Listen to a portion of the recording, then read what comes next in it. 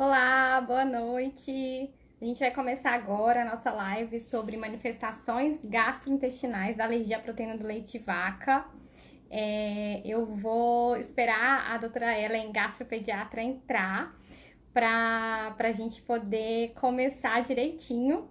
É um prazer ter vocês aqui, o pessoal tá entrando ainda, mas esse tema eu sei que é um tema de muito interesse, né, para todos nós e para várias das pessoas que me seguem, porque a alergia alimentar tem crescido muito, então esse eu sei que é um tema bastante relevante. Deixa eu ver como que eu chamo a Ellen aqui, rapidinho. Deixa eu achar ela, gente, pra gente começar. Acho que ela ainda não entrou. Tá, vou esperar ela entrar. Ellen, quando você entrar, dá uma acenada aí também pra gente poder começar. Eu e a Ellen, a gente fez uma parte da nossa residência de gastropediatria juntas lá em Brasília. Ela é uma amiga muito querida. Meu filho foi até pajem de casamento no casamento dela.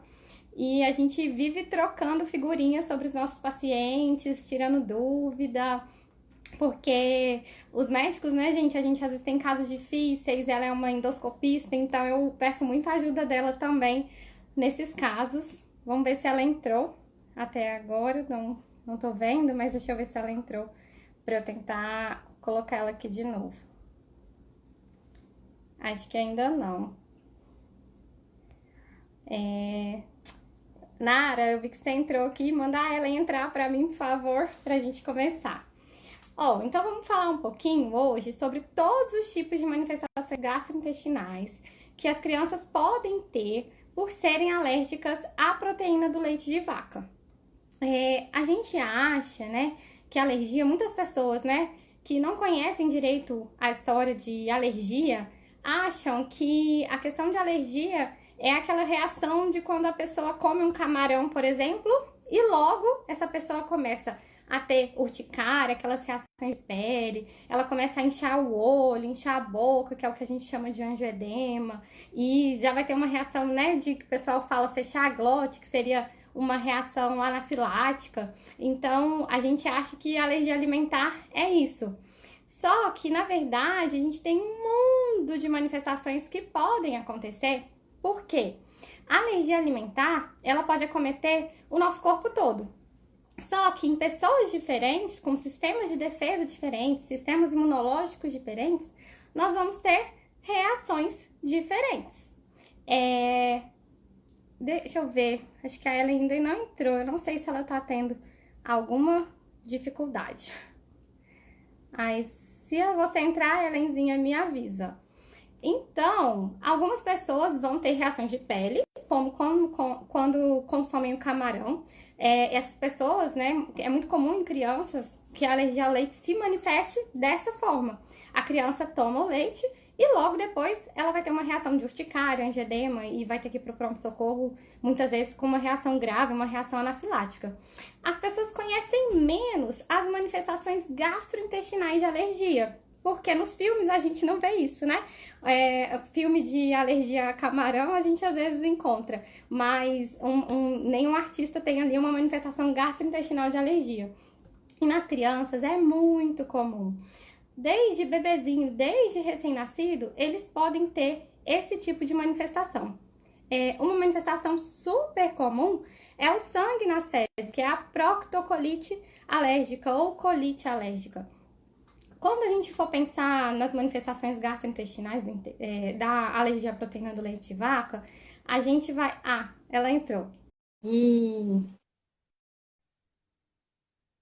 Deixa eu ver. Eu tô esperando ela responder, tá, gente? Aleluia, deu Aí, certo. agora sim. Tá joia. Pronto. Obrigada, Nara, obrigada. Tinha esquecido, Nossa. amiga, da nossa live? Não, menina, eu abri o meu e tava entrando lá, e um monte de gente entrando, e aí o pessoal, cadê? Não vai começar. Eu falei, gente, o que tá acontecendo? Eu queria fazer uma live sozinha. Entendi, amiga. Deixa eu te falar.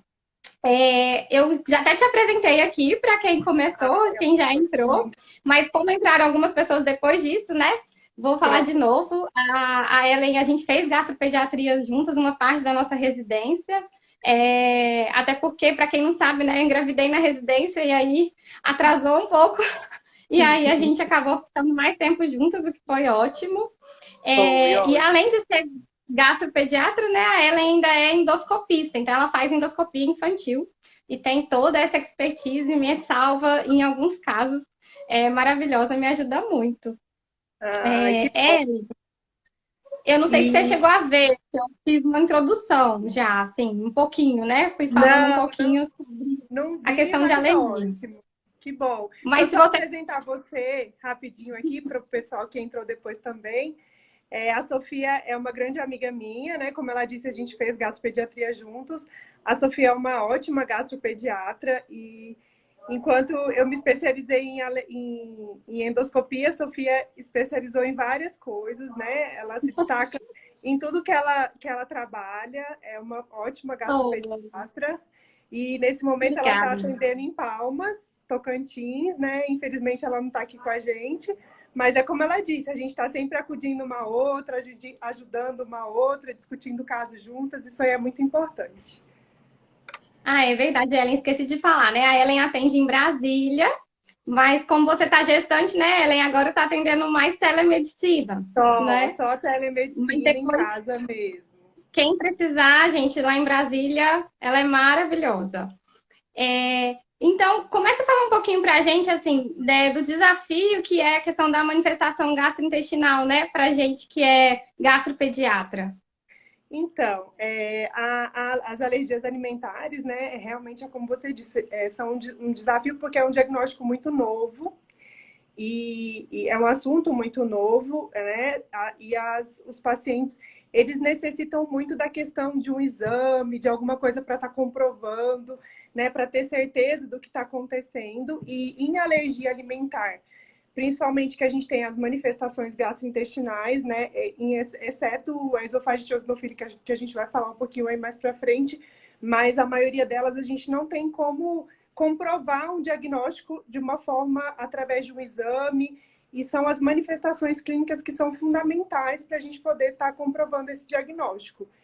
E aí é o grande desafio para nós, gastropediatras, né? Porque os pais falam, doutora, mas como que você pode ter certeza? Eu queria alguma coisa para comprovar, o que eu vou fazer? E na verdade não tem, né? E, às vezes a gente até pega alguns casos, né, vários exames, mas que na verdade não comprovam tanto o diagnóstico. E o mais importante é o que a mãe vai estar falando para a gente, é o que a gente vai estar vendo, a gente vai estar examinando esse paciente, tudo que a mãe vai estar relatando que está acontecendo com essa criança que vai ser importante, e é importante que os pais entendam isso. E a gente não precisa, na grande maioria dos casos, de nenhum exame para estar tendo a certeza desse diagnóstico. Esse é o maior desafio, é você comprovar esse diagnóstico. Concordo com você. Hoje mesmo eu atendi um paciente que a mãe falou assim: ah, não, doutora, eu preferia que ele tivesse reação de anafilaxia, mas eu acho que ela não sabe muito bem o que ela estava falando, mas que ele tivesse no exame dele o que que é, porque ele está tendo muitas reações, a gente não consegue identificar exatamente o que é. E a gente precisa, né, ter muita calma nessa hora. Então, é o momento da gente Isso. sentar, fazer o diário alimentar, ver exatamente a relação, porque na alergia alimentar você tem que ter uma relação entre a ingestão de determinado alimento e determinada reação. Porque a alergia alimentar ela é sempre reproduzível, né? Então, essa é uma característica da alergia alimentar. Toda vez que a criança entra em contato com aquele alimento, ela vai ter que ter aquela manifestação que ela tem.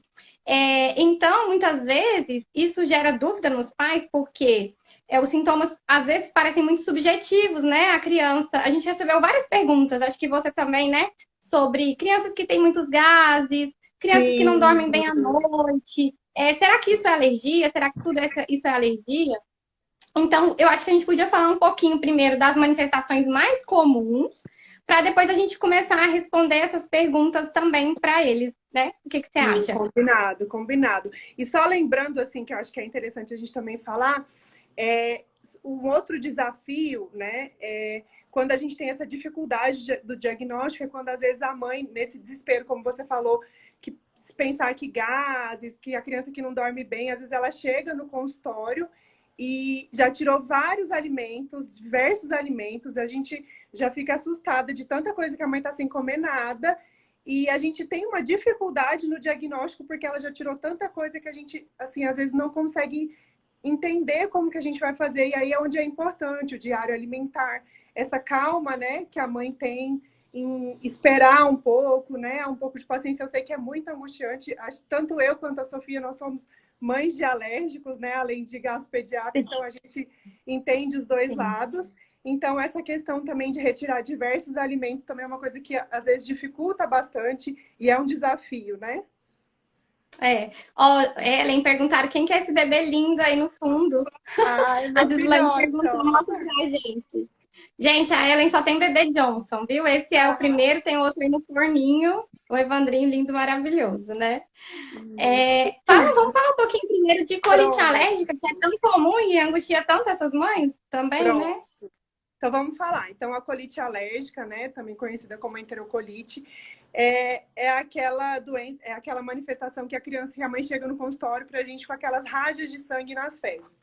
Então a grande maioria das vezes só são rajas mesmo, que são pequenos pontos de sangramento nas fezes, né? É raro os casos, mas também acontece de ter sangramento intenso e é extremamente assustador, apesar de que das manifestações gastrointestinais das alergias alimentares, a colite alérgica ela é a mais tranquila, né? A que tem geralmente uma resolução muito rápida. E só que esse sangramento é como eu falei, ele é extremamente assustador. Geralmente vem acompanhado de muco e essa criança ela não perde peso, ela não é uma criança irritada, é aquela criança que é super bem, super tranquila, que está indo super bem na curva e de repente ela aparece com esse sangramento nas fezes. Essa sensibilização, que é como a gente fala, ela acontece geralmente via leite materno, então a mãe ingere esse leite de vaca e provoca esse sangramento. A gente sabe que a proteína do leite de vaca é a mais comum que acontece, mas também em casos de crianças que usam fórmulas de partida, isso também pode acontecer. Geralmente é nos primeiros meses de vida, né? E é uma doença autolimitada. A maioria dos casos a gente tem uma resolução com 1 mês e a criança não vai ficar alérgica o resto da vida. É uma situação que é importante falar, que foi até uma das perguntas, sobre o muco, né? Então, é uma coisa que acho que a Sofia também deve ver muito. Então, só o muco, a criança que chega, só a mãe que chega e fala, doutora, tá com muito muco nas fezes, sem sangramento, sem nenhum outro sinal. O muco por si só, ele não é diagnóstico de alergia alimentar, de colite alérgica. Então, o muco é uma produção normal, né, do nosso organismo. Vários órgãos produzem o muco. O sistema digestivo é um deles. E ele é uma forma de proteção do sistema digestivo e também para deixar as fezes mais viscosas, né? A gente tem a produção de muco e, assim, várias situações podem estar aumentando esse muco nas fezes, não só a alergia alimentar. O Sim. que mais que você lembra aí de colite? É super importante consultar um gastropediatra nesses casos, né? Porque até em relação à questão do muco, tanto para fazer o diagnóstico diferencial, quanto também para saber se aquele muco naquele paciente não influencia em nada, não significa nenhuma doença. Porque a gente tem o sistema imunológico, né, que é o nosso sistema de defesa. Eu gosto de explicar para as mães, para elas entenderem um pouquinho a base, né, do que é alergia. A alergia é o quê? Quando o seu organismo, o seu sistema de defesa, ele interpreta que aquele alimento, aquela proteína, é um inimigo. Então, ele vai reagir àquele inimigo. O nosso sistema de defesa, ele vai amadurecendo conforme a gente vai envelhecendo. Até mais ou menos uns 12, 13 anos de idade, o sistema de defesa ele vai amadurecer bastante, né? Numa curva assim, né, Ellen? Que a gente está fazendo a pós também de Boston e a gente estava vendo hoje falando sobre o sistema imunológico, esse amadurecimento. O bebê, ele tem um sistema imunológico, um sistema de defesa muito imaturo. E o nosso intestino é onde a gente tem o nosso maior órgão linfóide, que é um sistema que chama GALT, que é para realmente defender a gente. E esse sistema de defesa, às vezes, ele pode acabar levando a uma produção maior de muco e não significar necessariamente uma alergia. O que é importante também, Ellen, eu acho, falar na colite alérgica, é a questão do sangue oculto nas fezes, que é uma preocupação, né? O que você acha, assim, desse exame, quando que você usa ou não usa? Então, é muito raro, né? Em criança, eu sempre gosto de falar isso aí para os pais, muito bem lembrado, em menores de 1 ano de idade, você tem uma grande porcentagem de vir um sangue oculto positivo. Então, geralmente, de 8 em 10 pacientes, a gente tem um sangue oculto positivo. O sangue oculto positivo nas fezes, só ele por si só, ele não é diagnóstico também de alergia alimentar. Então, várias coisas podem dar sangue oculto positivo. E é como você falou, a própria imaturidade do sistema gastrointestinal pode dar sangue oculto positivo também. Então, nascimento de dente, às vezes o próprio mamilo da mãe sai algum tipo de sangramento, alguma coisa que a mãe às vezes nem vê, e aí acusa sangue oculto positivo no bebê. Então, é o sangue oculto positivo, é substâncias redutoras positivas, né, que geralmente... E o pH, que vem às vezes ácido, e a mãe acredita que é o diagnóstico de colite. E assim, quando a gente também vê que uma criança que está em aleitamento materno, geralmente o pH ele é um pouco mais ácido mesmo. Então, esses 3 exames, que acho que são os mais pedidos, né, para colite, a gente não usa, né, como diagnóstico de colite alérgica, porque eles vão dar, muitas das vezes, um falso positivo. E aí é como a gente comentou mesmo. É mais a questão da clínica, de o que a mãe conta pra gente, do que a gente vê, principalmente a gente vê esse sangramento é importante. E, Sofia, uma pergunta que teve sobre o sangramento logo após a rotavírus. Ai, então, né, um dos efeitos colaterais, assim, das reações adversas que a gente pode ter pós-vacina rotavírus é sangue nas fezes. E tem relatos de aparecer até 42 dias após a vacina. É muito complicado, né? E complica ainda mais a nossa vida de gastropediatra, porque esses bebezinhos eles vão receber a vacina rotavírus com 2, 4 e 6 meses na rede particular que tem a terceira dose.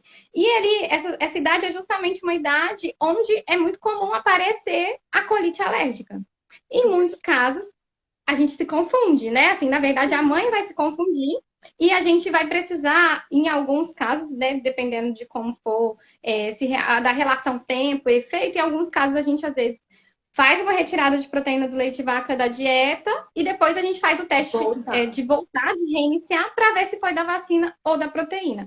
Em alguns casos não gera confusão, a gente sabe bem que é da vacina, e esses bebês com sangue nas fezes sempre precisam ser avaliados individualmente para a gente colher bem a historinha, fazer o exame físico e ter mais certeza desse diagnóstico, né?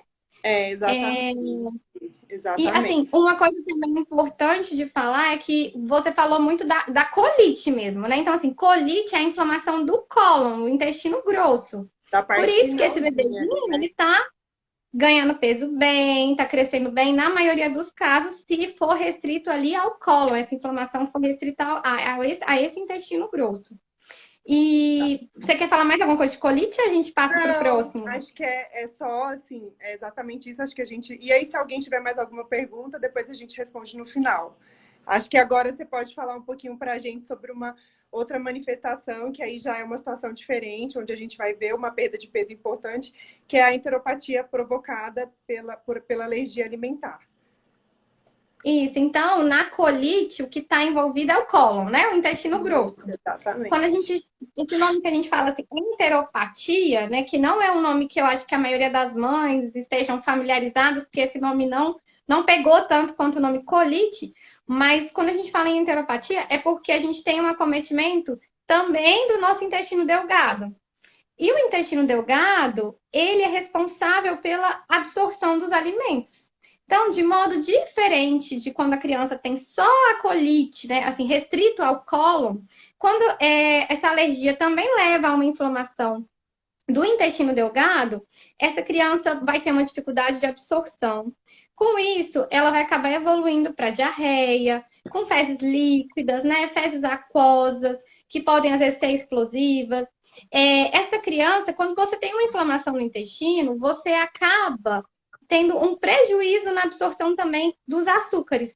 Porque depois eu queria trazer a figura do intestino, a figura das velocidades, mas assim, no nosso intestino a gente tem as velocidades intestinais, que são assim, bonitas, elevadas. Quando a gente tem uma inflamação, elas vão ficar retilíneas. E a gente começa a não absorver direito. aquele açúcar que chega ali não consegue ser absorvido, ele vai acabar produzindo gás, então essa criança vai ter mais gases, ele vai acabar levando, puxando mais água, né? E essa criança vai ter fezes mais aquosas.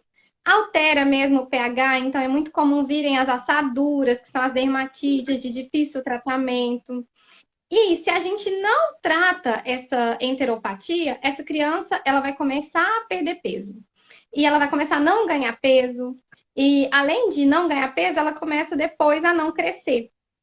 Por isso que é muito importante a gente começar, né, fazer um tratamento adequado, fazer um diagnóstico adequado para interromper esse ciclo. Porque senão ela pode acabar sensibilizando para outras proteínas, outras alergias, porque a permeabilidade desse intestino está aumentada. O que é essa permeabilidade? Esse intestino, que era para estar íntegro ali, funcionando como uma barreira, ele acaba tendo como se fossem uns buraquinhos assim nele. Então, fica mais fácil de outras proteínas passarem e o nosso sistema de defesa estranhar e acabar reagindo de um modo que a gente chama, né, como alergia alimentar também a outras proteínas. Pode ser, em alguns casos, que tenha colite alérgica junto com essa enteropatia, né? Então, tem criança, inclusive de mães que estão assistindo essa live aqui, porque eu tenho alguns de mães de filhos de pacientes meus que eu já vi aqui, que tem, além dessa enteropatia, além de ter diarreia, dificuldade no ganho de peso, a criança também apresenta sangue nas fezes, né?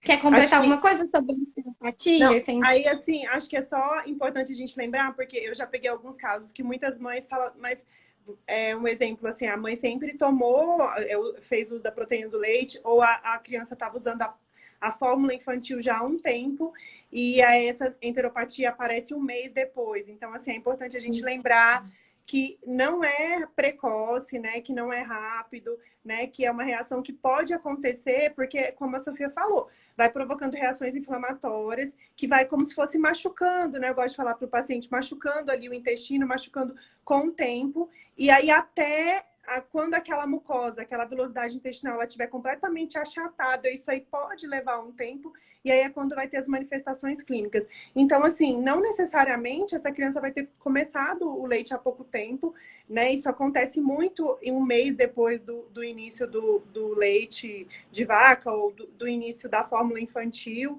Então, não é uma coisa tão recente para poder a gente estar pensando, poxa, mas meu filho já tomou um tempo, por que só agora?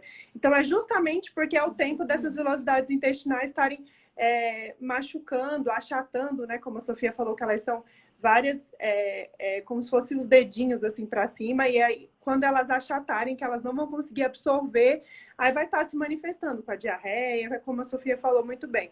Mas eu acho que é basicamente isso. Eu acho que a gente pode passar para uma outra manifestação. Não sei se antes só da gente passar, eu vou aproveitar, a gente vai responder as perguntas no final, mas é que tem uma pergunta aqui que talvez ajude a gente, que foi assim, intolerância ou alergia mesmo? Quando a criança tem somente sangue nas fezes, pouca quantidade. Então, o que a gente esqueceu de falar, uma coisa que a gente também queria falar sobre a diferença entre intolerância e alergia. E alergia, sim. Porque é uma coisa que é muito comum de confundir, né?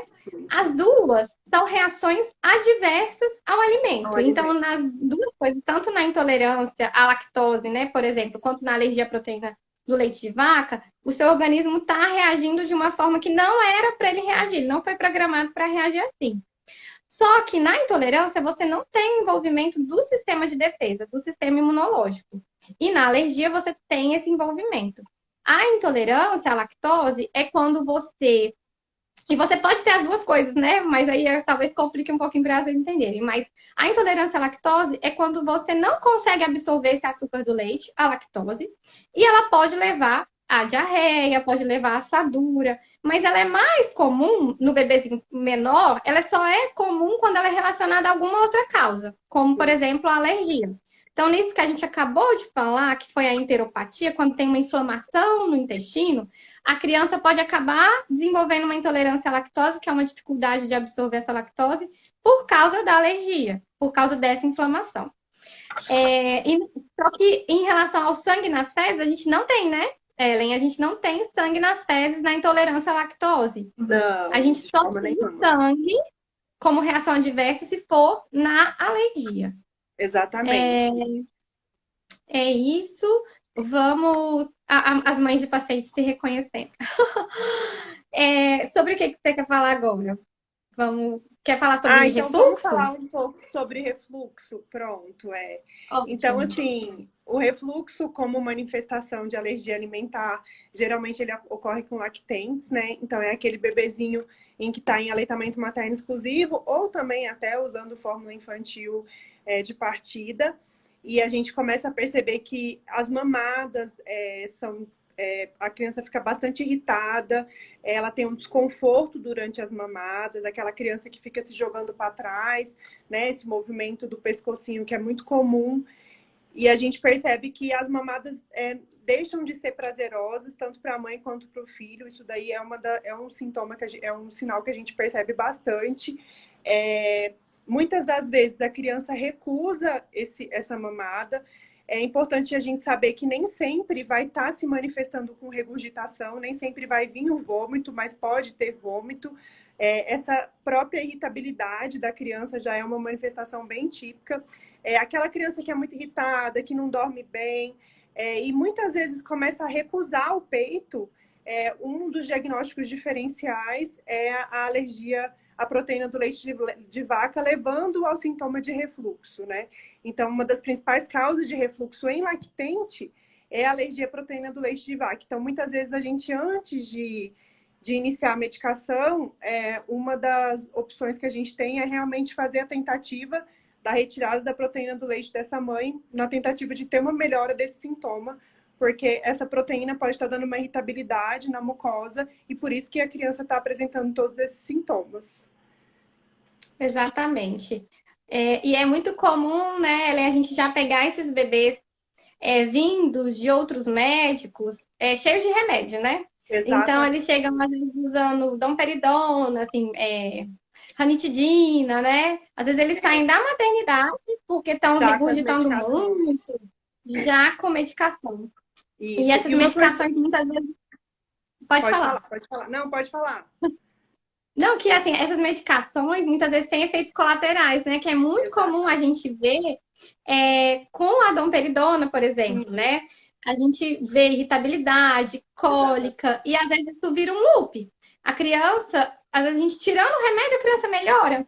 E as regurgitações, elas podem continuar, mas elas Exatamente. não, se for um refluxo fisiológico, essas regurgitações não vão atrapalhar a mamada, o ganho de peso, o desenvolvimento desse bebê, né? Isso aí foi importante até você falar, porque muitas vezes é só fisiológico. E aí a gente vai ver que essa criança vai regurgitar, né? É importante até você ter lembrado disso. Ela vai regurgitar, mas ela vai estar ganhando peso, ela não vai estar irritada. É aquela criança que está mamando bem, está mamando super bem, né? Que aleitamento materno livre demanda. Então, assim, a gente tem que lembrar que o esôfago do bebezinho ele é curto, né? O estômago é grandão, o abdômen é bem protuso, então facilita regurgitar a própria posição de amamentar. O esfíncter esofagiano inferior do bebezinho, ele ainda é bastante, eu chamo de molezinho, né, para os pais entenderem. E o leite, ele é um conteúdo líquido. Então, há uma facilidade dessas regurgitações. Então, assim, quando a criança está regurgitando esse leite e não está perdendo peso, não está aquela criança irritada, né? Às vezes ela regurgita até meia hora depois, mas regurgitou, que a gente chama de o golfador feliz, né? Regurgitou e ficou tranquilo. Isso aí não é refluxo, né? A doença do refluxo. É uma regurgitação ou um refluxo fisiológico que é muito comum. E aí essa criança, às vezes, pode ter irritabilidade com a introdução dessas medicações, que aí pode levar a um quadro de irritabilidade e é onde a gente tem as confusões de diagnóstico. Então, a gente Isso. vai sempre avaliar muito a questão do peso nesses casos para estar podendo manejar essas crianças. Isso.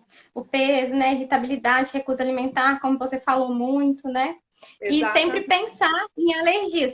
Para mim é assim, pensou em doença do refluxo, tem que pensar em alergia à proteína do leite de vaca.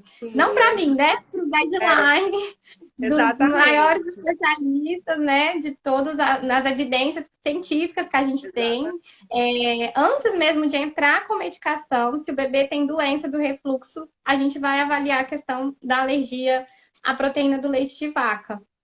e uma das coisas que eu falo que é muito legal, né? A gente pensar, eu sei que é muito difícil para as mães a dieta, né? A gente que fez a dieta, a gente entende o quanto é difícil, mas, poxa, é muito legal você pensar que você tem a possibilidade de fazer um tratamento sem usar nenhuma medicação, exclusivamente com a restrição alimentar. É claro que em alguns casos, né, isso é bem avaliado pelo gastropediatra, há uma necessidade do uso da medicação. Mas uma das primeiras tentativas, né, que a gente faz é realmente a retirada da proteína do leite. Isso. Acho que Inclusive, uso de medicação, só complementar, assim, que você falou do uso de medicação para refluxo, só deveria ser prescrito pelo gastropediatra para todas as crianças que puderem ter acesso, conforme o próprio exa- guideline de refluxo, né?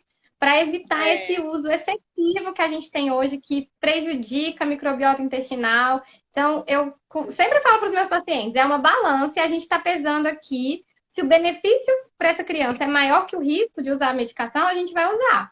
Mas se esse benefício não for maior, a gente vai preferir não usar essa medicação, apesar de alguns desconfortos, né? exatamente. Gente, eu tô vendo as perguntas, no final a gente vai voltando para tentar responder.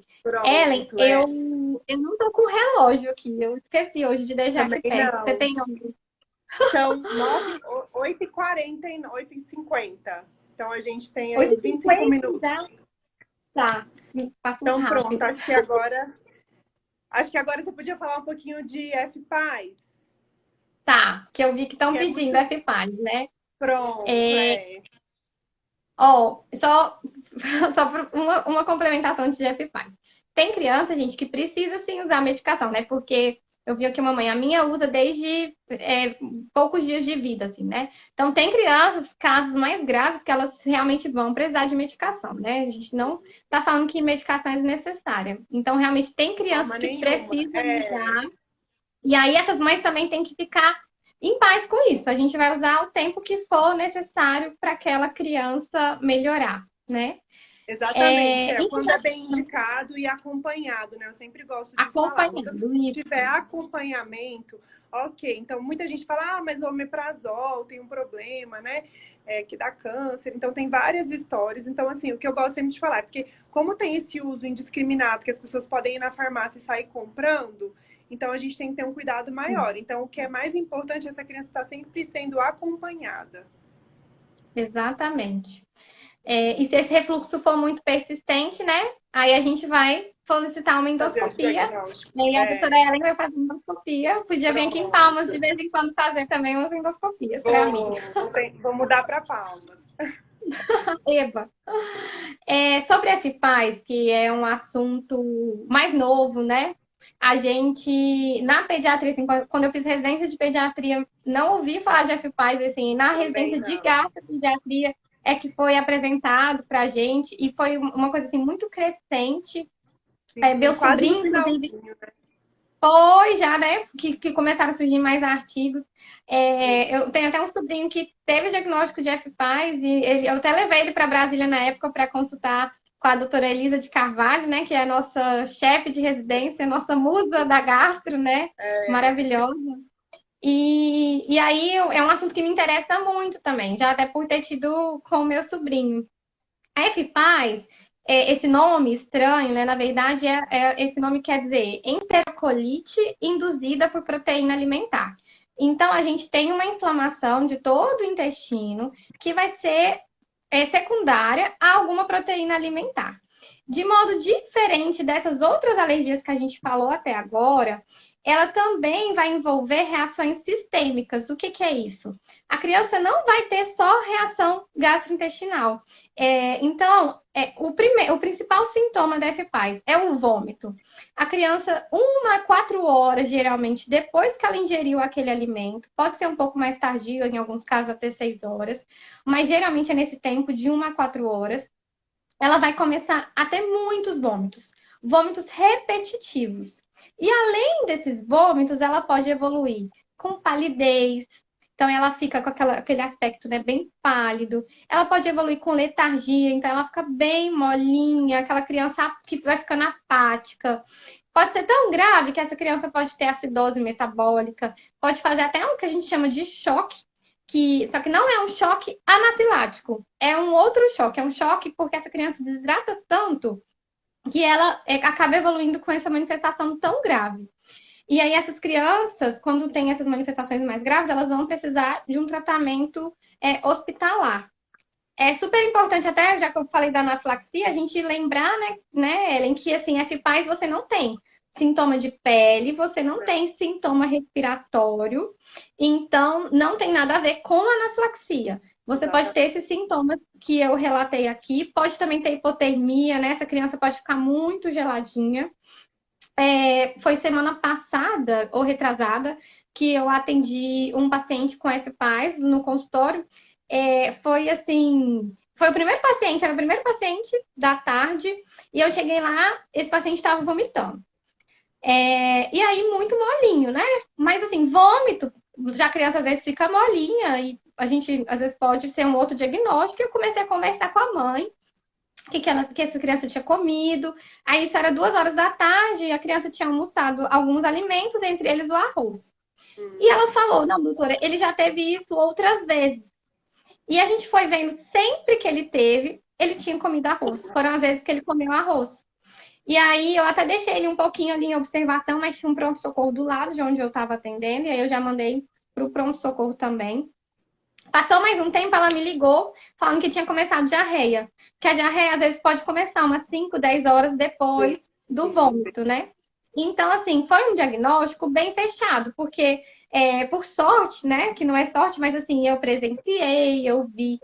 E às vezes é muito difícil a gente fechar esse diagnóstico, porque essas mães chegam no pronto-socorro com a criança grave, às vezes são tratados como quadros de infecções generalizadas, né? Que é o que a gente chama de sepse, e fica difícil de fechar o diagnóstico. O ideal seria se a gente pudesse fazer teste de provocação dentro do hospital, tudo muito controlado, né? Pegar o acesso venoso, oferecer o alimento para a criança, monitorizar, para a gente fechar um diagnóstico certinho. Mas com a história clínica, principalmente quando já aconteceu mais de uma vez, fica mais fácil de fechar o diagnóstico, né, Ellen? Você tem casos também aí de hospitais. Então, eu peguei um caso, foi bem mais raro, é uma doença bem rara, né? É difícil a gente pegar. Eu peguei um caso, e o que é interessante é porque geralmente são alimentos diferentes, igual também. O meu caso que eu peguei foi com arroz também. Então a criança vai para o pronto-socorro e essas crianças desidratam muito rápido, né? E por conta desses vômitos que elas não param de vomitar. E às vezes já vão até para UTI porque eles pensam nessas infecções graves que a gente chama de sepse.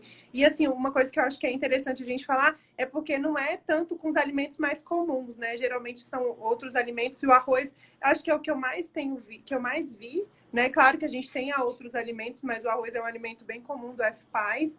E, assim, é importante a gente ter essa noção. É claro que uma vez acontecer isso, a gente tem que pensar em outras coisas, mas é como você falou, sempre que a criança come um determinado alimento, ela vomita sem parar, ela tem que, às vezes, ir para o hospital. É um diagnóstico que tem que se pensar e excluir, porque pode levar a criança até a situações graves, né? Porque a criança desidrata com uma rapidez muito fácil.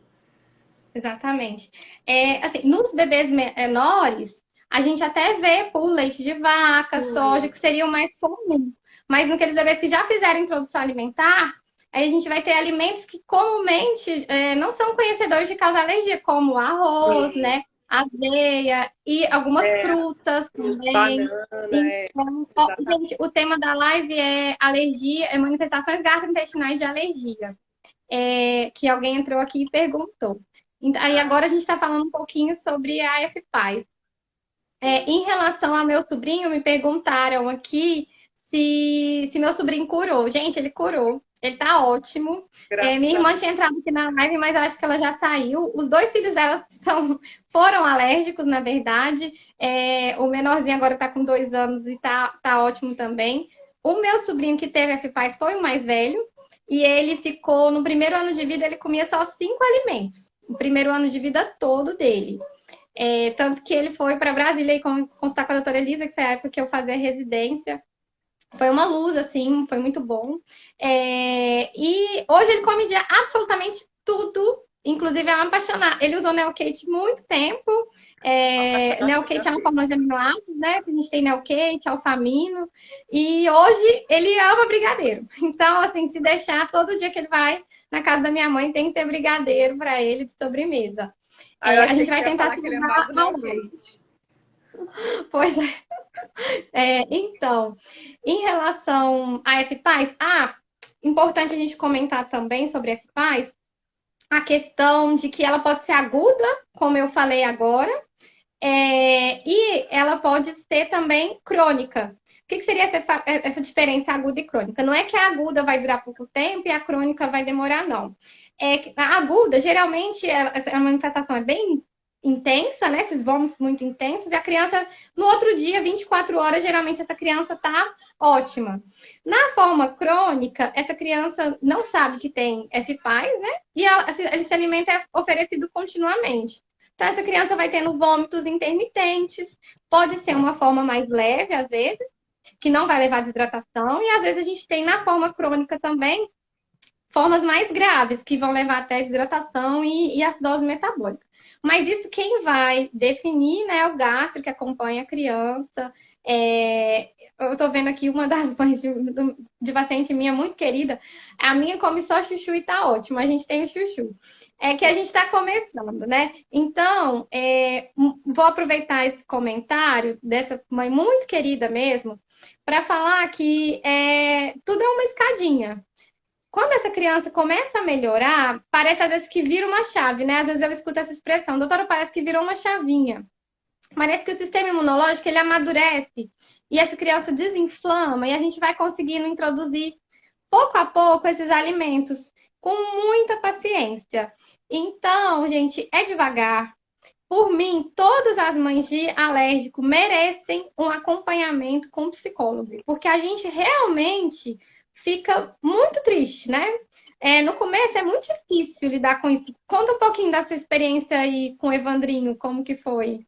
Então, eu deixei de ser gastro e virei completamente paciente, né? É aquele desespero de você ver o sangramento. Inclusive, a gente também tem uma colega nossa que está até assistindo a live, a Nara, que também é gastropediatra, que também sofreu muito com a filha dela, a filha dela sangrou muito. Então, o Evandrinho, eu estava em aleitamento materno exclusivo, e parece que é até uma coisa, né? De gastropediatra mesmo. Eu falei, gente, como que pode? E aí eu vi aquele sangue nas fezes, foi realmente desesperador. E é interessante, né? Porque, claro que hoje, na época, hoje a gente cada vez tem mais conhecimento e é muito importante essa questão da retirada dos alimentos, mas eu entendo muito as mães porque realmente é desesperador. Então, naquele momento, se falarem para você, toma só sol para o seu filho melhorar, você vai tomar só sol porque você fica desesperada. E aí, assim, tem sempre todo mundo que manda você parar de amamentar porque o seu leite não faz bem para o seu filho. Tem várias pessoas falando isso. E tem as pessoas que mandam você tirar tudo. E aí você começa a ficar angustiada. E tudo que você come, você fica com medo. E, na verdade, é para vocês verem, ó, é esse gordinho aqui. Que, né, teve sangramento, mas sempre ganhou peso. É a calma, a paciência, é você ter uma rede de apoio, né, das pessoas entenderem a situação, entenderem o porquê você não está comendo a proteína e entenderem o porquê você está querendo persistir na amamentação, que é o melhor para o seu filho. E você ter a calma, porque muita gente fica, nossa, mas ele não vai parar de sangrar, não vai melhorar logo. E não melhora, não é de um dia para a noite. O sangramento ele é persistente, a gente tem que realmente esperar o organismo descontaminar e essa mucosa desinflamar. Então, é importante esse apoio, né? Então, assim, às vezes, vale a pena o psicólogo para estar te ajudando, porque a gente fica completamente atormentada e as pessoas, por falta de conhecimento, né? A gente, às vezes, não tem essa rede de apoio, porque todo mundo, na verdade, fica assustado. Então, o pai, os familiares, fica todo mundo assustado e te cobrando. Então, eu acho que é fundamental a gente pensar em uma rede de apoio mesmo para mãe de alérgico, porque é assustador. E assim, você sai de casa, você tem medo de comer, aí você começa a não querer sair de casa, e aí as pessoas começam a te julgar, porque né? Então, assim, isso daí tudo mexe muito com a gente. E aí foi quando eu falei que eu deixei de ser gastro naquele momento e virei mãe. E ainda bem que, graças a Deus, eu tinha uma rede de apoio de amigas muito grande que me ajudavam. Isso aí é fundamental. Então, quando a gente não tem uma rede de apoio, a gente tem que buscar ajuda, porque é um momento muito difícil. E se a gente está bem, a gente consegue fazer bem para o nosso filho. É sempre bom a gente pensar nisso. Eu sempre gosto de Sim. reforçar isso com os meus pacientes. Então, a gente tem que estar bem, a gente tem que estar feliz, a gente tem que estar confiante, a gente tem que confiar no profissional que a gente está acompanhando, né? Também, que isso aí é fundamental. E para poder essa criança ficar bem, né? Para essa criança poder Exatamente. melhorar. E se preocupar menos com as opiniões alheias, ter um profissional de confiança, não ficar Exatamente. realmente preocupada com julgamentos externos, tentar abstrair, aprender a meditar, Exatamente. porque senão você vai enlouquecer. Com tanta cobrança interna, né, da mãe que se culpa o tempo todo, que é super Sim, sim. comum. Então, mas a gente vamos pensar também numa rede de apoio para essas mães, Pronto. porque toda mãe de alérgico precisa e merece uma rede de apoio. E, se possível, né, a gente tem essa questão de apoio de psicólogo, nutricionista, que é super importante, Fono, todos os profissionais que a gente puder, o não é fono, verdade? né? Que é muito importante. Sophie, só para a Fono, gente fechar, que a gente importantíssimo. acabou esquecendo, lembrar de falar um pouquinho da esofagite eosinofílica. Vamos. Então, Ótimo. que eu tô vendo a hora aqui. A esofagite Quantos anos, eosinofílica, Ellen? 9 e Quantos... 4. Nossa, conversar com a amiga é difícil. Pronto, isso é porque a gente nem conseguiu conversar. A esofagite eosinofílica é também uma manifestação gastrointestinal, né, das alergias alimentares. Então, diferente dos outros quadros que a gente falou, a gente tem como ter uma comprovação diagnóstica, e essa comprovação é importante, que é com endoscopia, como a Sofia já falou. Então, aquela criança que às vezes vem tratando um refluxo, que ele não melhora por nada, ou aquela criança que às vezes já chega para você no consultório referindo uma dificuldade de engolir, né? Geralmente a esofagite eosinofílica, a maioria dos quadros a gente percebe em crianças em crianças escolares, né? Em torno de 6 anos de idade, o pico é em torno de 10 anos, mas é claro que a gente cada vez mais está recebendo diagnósticos mais precoces. Então eu tenho um caso super difícil de um paciente de 3 aninhos que teve o diagnóstico com 2 anos e 6 meses. Então, essa alergia ela vai provocar uma reação inflamatória ao longo do esôfago, e essas reações inflamatórias são provocadas pelas alergias alimentares, sendo o leite mais comum, mas também pode ser soja, trigo, ovo, mas o leite de vaca e a soja são realmente os alimentos mais comuns.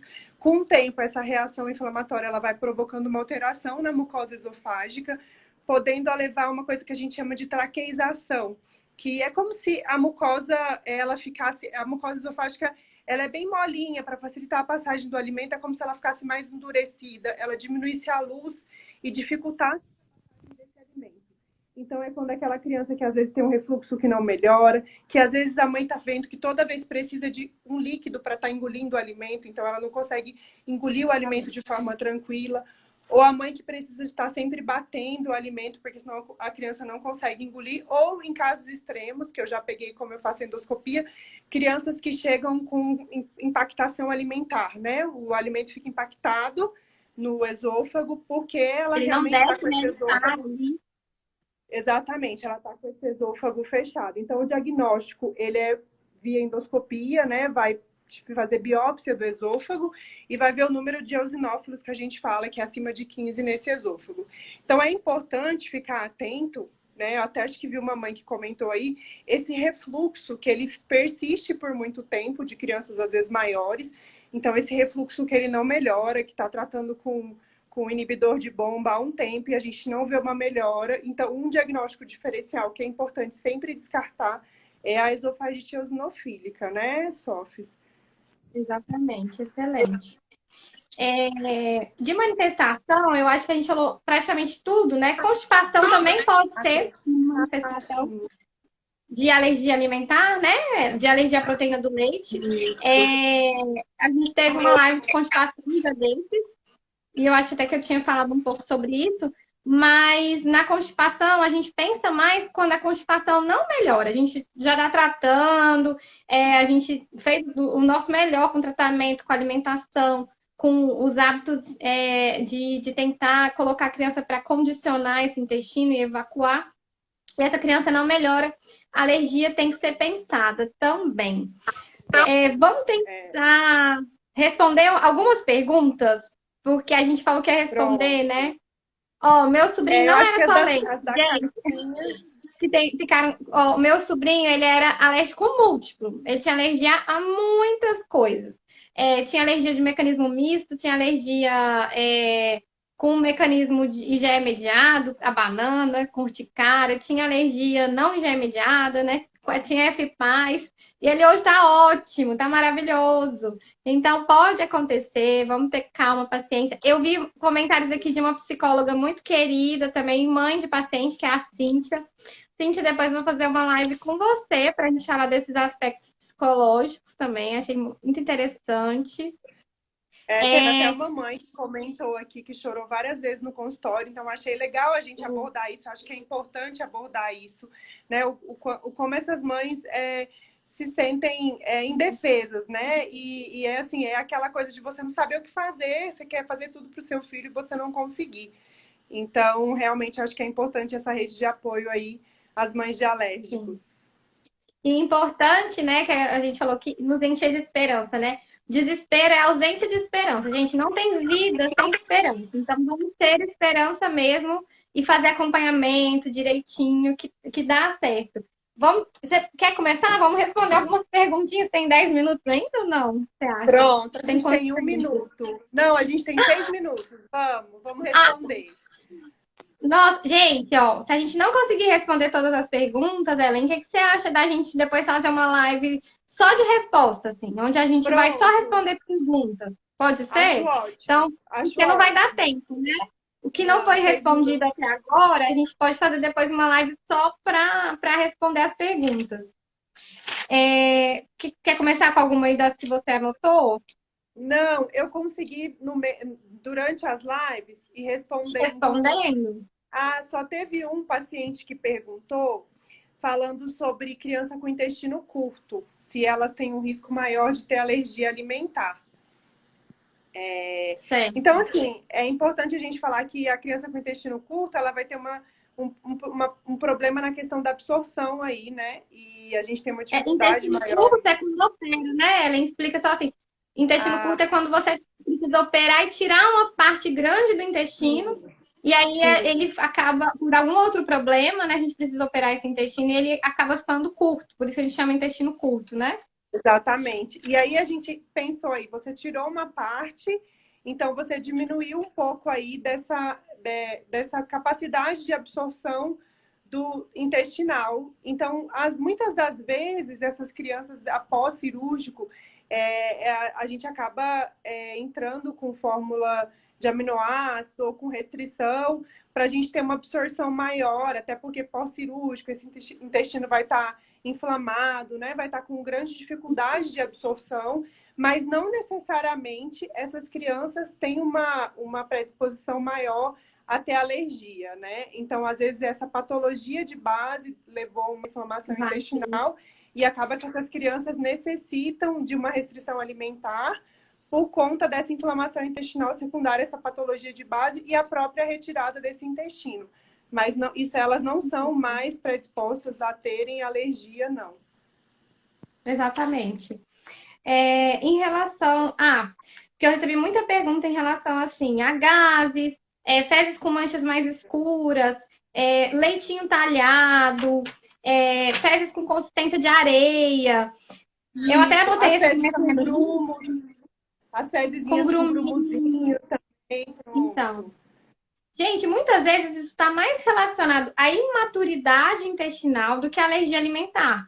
Por isso que às vezes você retira os alimentos e a criança persiste um tempo ainda, com gases, com as fezes um pouquinho alteradas, mas isso, na maioria das vezes, está mais relacionado à imaturidade intestinal e não é sintoma isolado de alergia alimentar. Se está muito persistente, se está incomodando muito, vale a pena consultar com o gastropediatra para avaliar se a gente vai retirar algum alimento da dieta dessa criança e se a gente vai retirar e observar como que essa criança evolui. Vamos supor, essa criança tem muitos gases, não dorme à noite, e aí essa criança retira a proteína do leite de vaca, os gases melhoram, ela começa a dormir a noite inteira. Pode ser que ela tivesse uma inflamação e que realmente fosse alergia. Como que a gente vai comprovar? A gente voltou o leite, essa criança voltou a ter aqueles sintomas, aí a gente realmente fala que é relacionado. Mas é muito subjetivo, o bebê pode não dormir por 1 milhão de causas, né? O bebê, principalmente os bebês no primeiro ano de vida, segundo ano de vida, distúrbio do sono, é muito comum nos bebês que não têm alergia. Então, a gente precisa avaliar com muito cuidado para não taxar de alérgico crianças que não têm alergia alimentar. Hoje a gente tem esse grande problema que é o superdiagnóstico, né? Crianças que não são alérgicas, que estão vivendo como alérgicos de modo desnecessário. Eu vou responder uma pergunta aqui também, que é interessante. Tem quantos minutos? 2. Você cai... Vai, dá 2. tempo. Ó, por que que quando tem uma reação alérgica demora tanto para recuperar? Isso vai depender de cada criança. Tem criança que, igual eu falei, às vezes é FPAS forma aguda, 24 horas depois essa criança está bem. Vai depender do tipo de alergia e de cada sistema imunológico. O sistema de defesa, por exemplo, no caso da colite alérgica, muitas vezes o sistema de defesa da criança continua mandando ali os nossos soldadinhos para aquele lugar, mesmo que a gente não tenha ali um inimigo. Então, ele perpetua um pouco essa reação inflamatória, porque o nosso sistema de defesa fica em alerta, ele fica preocupado. E aí ele continua mandando os soldadinhos, aquela inflamação demora um pouco mais a melhorar, só que é só uma questão de imaturidade imunológica. A gente não precisa sair retirando 1 milhão de alimentos da dieta da criança, porque muitas vezes essa criança vai demorar, mas vai melhorar, independente da gente tirar ou não outros alimentos. Então, isso é muito individual, né? Ai, gente, ó, eu vou ficar triste, porque eu até anotei as perguntas de vocês. Eram muitas perguntas mesmo. Mas acho que a Eu gente espero pode fazer uma só para a gente responder pergunta. E o assunto é muito amplo, né? Igual eu vi o pessoal falando de TPO, aqui muito tempo da gente falar. Mas eu acho que a gente pode combinar outra live para estar falando um pouco mais. E acho que até agora para é não ficar muito agradecer. cansativo. Isso. Exatamente. Pronto. Então, muito obrigada, Sofs, foi ótimo. E agradecer a todo mundo que participou da live, né? A gente está sempre tentando aprender junto e agora nosso objetivo é levar conhecimento para vocês. Eu espero que tenha ajudado. E assim, também vocês podem deixar perguntas para a gente no direct que a gente tenta responder. E aí a gente até às vezes realmente pode fazer uma próxima live para poder responder esse monte de pergunta aqui que até apareceu aqui agora. Pois é, eu não consigo responder todas as perguntas de direct, porque às vezes as perguntas viram quase uma consulta. Mas a gente vai tentar se esforçar para responder. E a gente pode marcar, Ellen, lá no seu Instagram, a próxima live. A gente pode marcar até semana que vem. Quer marcar daqui uma semana? Quer marcar quarta que vem lá no seu Instagram? Pode ser? Então, aí quarta que vem você me recebe lá para a gente responder as dúvidas. Que tal? Combinado. Pode ser? Então, na quarta que vem, mais ou menos nesse horário, a gente vai fazer direitinho. A gente vai estar respondendo todas essas perguntas que vocês fizeram e mais algumas que vão surgindo também durante a semana. E aí, falar um pouco mais sobre TPO, sobre mais algumas coisas que a gente deixou de falar, que na verdade o objetivo da live era falar mais sobre as manifestações gastrointestinais, mas acaba que uma coisa leva a outra, né? Isso. Ó, muito obrigada a todo mundo que participou. O carinho das nossas colegas também, né, que estão aqui, Ana Luísa, Vanessa, Nara, que eu vi que são gastropediatras muito queridas, que a gente ama muito. E todos os pacientes, né? Os pacientes que são tão carinhosos também com a gente, que chamam a gente de anjo. A gente quer mesmo levar calma para vocês, a gente quer levar o nosso melhor, o melhor diagnóstico, condução. Às vezes as mães choram no consultório, a gente tem vontade de chorar junto, mas a gente segura ali, porque nossa função é passar paz mesmo para vocês. E nesse momento de desespero, ter um pouquinho de luz e calma ali, né, na vida de vocês. Ellen, muito obrigada, viu? Muito Eu que obrigada. agradeço, eu que Fiquei muito agradeço. feliz que você fez no Instagram. Agora a gente vai poder Eu, trocar figurinhas por aqui também. sim, foi ótimo. Eu criei coragem. Agora a gente vai passar conhecimento para o mundo e vai aprender muito também. Eu que agradeço muito de coração, foi ótimo. A gente sempre aprende também com essas lives, né? E assim, isso aí que você falou é muito importante. A gente acaba que eu já tive muitas vezes vontade de chorar com as mães, porque realmente é desesperador. É E aí, desesperador. assim, que as pessoas tenham mais compaixão, né? Tentar se colocar no É lugar verdade. um do outro para poder entender o que a gente está passando como mãe, para poder julgar menos e ajudar mais. Eu acho que isso aí é fundamental, é É muito verdade. importante. Ellen vai acabar. 4, 3, 2, Vai. 1. Eu vou salvar.